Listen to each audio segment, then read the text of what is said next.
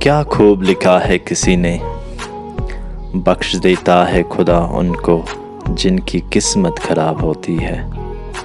وہ ہرگز نہیں بخشے جاتے جن کی نیت خراب ہوتی ہے۔ نہ میرا ایک ہوگا نہ تیرا لاکھ ہوگا، نہ تعریف تیری ہوگی نہ مذاق میرا ہوگا۔ غرور نہ کر شاہ شریر کا، میرا بھی خاک ہوگا تیرا بھی خاک ہوگا۔ زندگی بھر برانڈڈ کرنے والوں، یاد رکھنا کفن کا کوئی برانڈ نہیں ہوتا۔ کوئی رو کر دل بہلاتا ہے اور کوئی ہنس کر درد چھپاتا ہے۔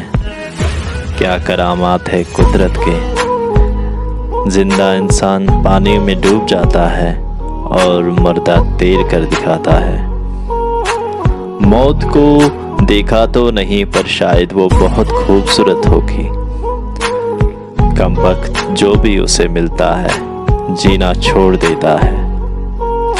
غضب کی اقتا دیکھی لوگوں کی زمانے میں، زندوں کو گرانے میں اور مردوں کو اٹھانے میں۔ زندگی میں نہ جانے کون سی بات آخری ہوگی، نہ جانے کون سی رات آخری ہوگی۔ ملتے جلتے باتیں کرتے رہو یارو ایک دوسرے سے، نہ جانے کون سی ملاقات آخری ہوگی۔